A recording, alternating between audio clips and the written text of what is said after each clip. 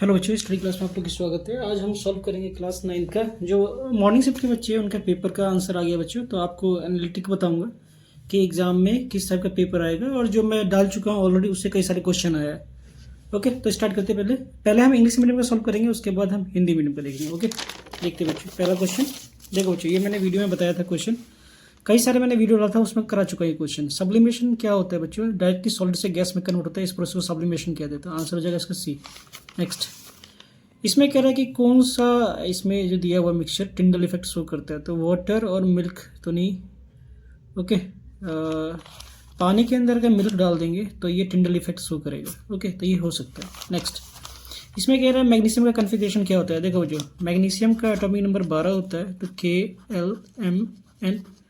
तो इसमें मैक्सिमम 2 आ सकता है, 8 और 2। तो ये जिसका है वो सही है, तो 282 तो सी आंसर है बच्चों इसका। नेक्स्ट, सेल का फर्स्ट डिस्कवर या फर्स्ट कॉइन किसने किया था बच्चों? तो ये रॉबर्ट हुक ने किया था। ओके, तो इजी क्वेश्चन था। Next, when the slide of the human cheek cell is prepared and observe under the microscope, a dark colour spherical और oval dot like structure near the centre is cell is observe. Near the centre कह रहा है बच्चों, तो इसका answer ज्यादा मत सोचो, न्यूक्लियस होगा। ओके,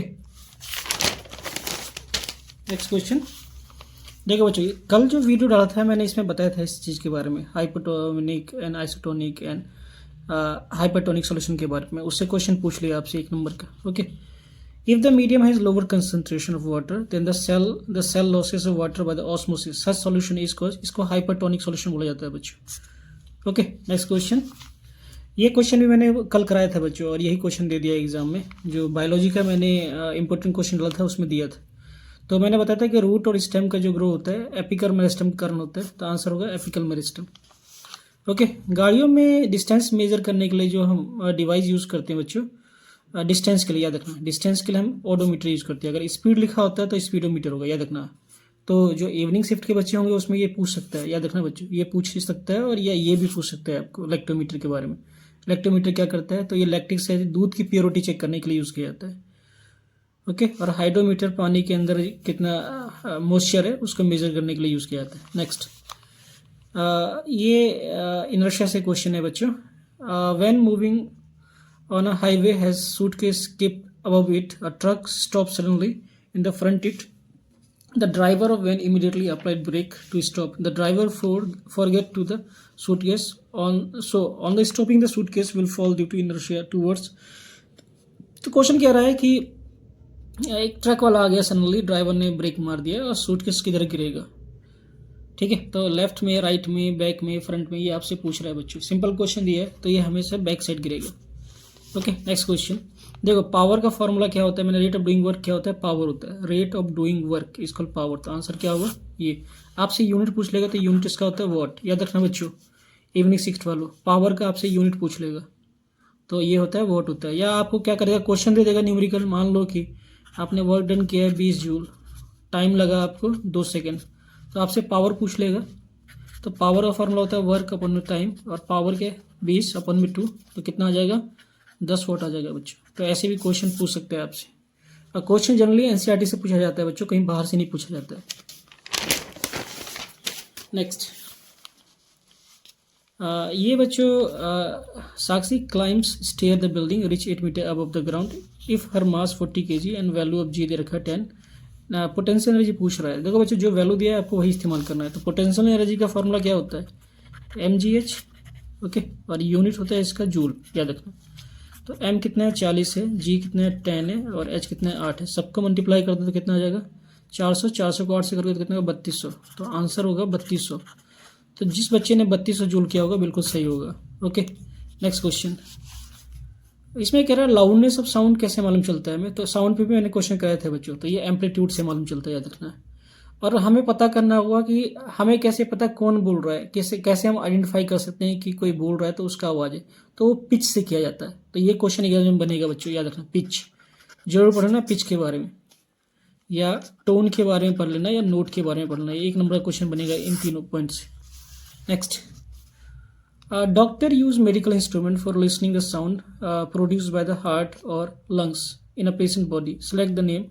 तो डॉक्टर कौन से स्कोप डिवाइस का यूज़ करता है? तो स्टेथोस्कोप का यूज़ करती है बच्चों। हार्ट बीट चेक करने के लिए। Next, which of the following fish species surface feeder in the composite fish culture. Okay, तो ये कैटला फिश, सिंपल क्वेश्चन दिया था ये। Next, among the following statement which one is not desirable for the bees keeping. B को पालने के लिए इसमें से कौन सा डिजायरेबल नहीं होता है? ठीक है, तो ये डिजायरेबल नहीं है। काटने वाले जो बी होता है वो डिजायरेबल नहीं होता है बच्चों, क्योंकि उसको पाल नहीं सकते, काटने के कारण बीमारी होता है और डेथ भी हो सकता है। ओके, तो ये कैरेक्टरिस्टिक डिजायरेबल नहीं होता है, याद रखना। Next 16 question, which agronomic characteristic are consider good for fodder crops. अगर आपको फॉडर क्रॉप्स के रूप में करना है, मतलब कि जानवर को खिलाने के लिए खेती करना है, तो कौन सा कैरेक्टरिस्टिक ठीक होता है?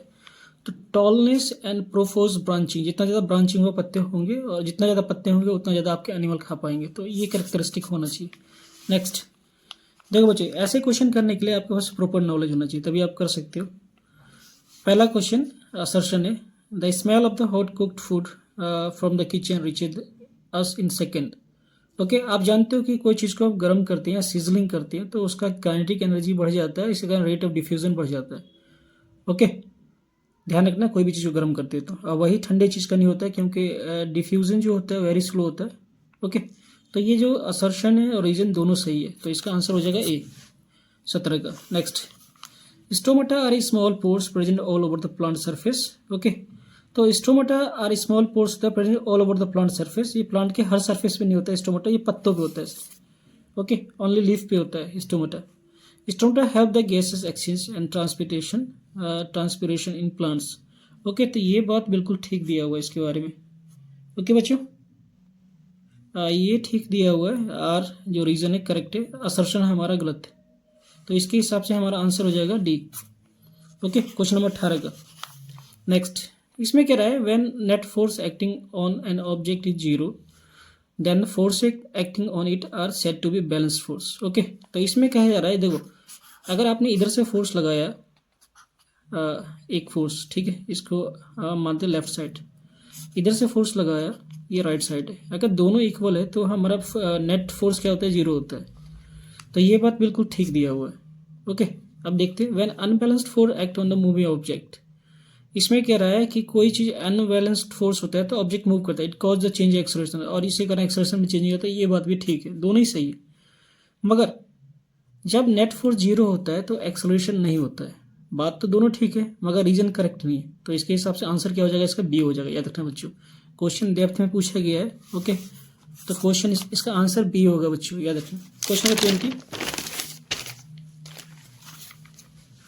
इसमें कह रहा है बच्चों, work done by a force of gravity on a satellite moving around the earth is zero. Okay, ये बात बिल्कुल सही है। अगर कोई अर्थ, ये मान लो हमारी धरती है और ये सैटेलाइट है, मूव कर रहा है, इसके बीच में देखा जाए तो हर जगह डिस्टेंस क्या होता है, सेम होता है, और डिस्टेंस होने के बाद इसका पोटेंशियल डिफरेंस जीरो होता है, और इसी कारण वर्क डन क्या होता है बच्चों, जीरो होता है, क्योंकि हर जगह से डिस्टेंस क्या होता है, एक फिक्स्ड ऑर्बिट में सेम होता है। Okay, a satellite sent in the space from the earth move in the orbit around the earth is same time shift the orbit around the sun around the moon. देखो बच्चों, अगर एक अर्थ के around satellite move कर रहा है और उसके ऑर्बिट को शिफ्ट कर रहा है तो ये जस्ट नहीं हो जाता, ये गलत दिया हुआ रीजन। ठीक है, ये अपने फिक्स्ड ऑर्बिट में ही मूव करता है।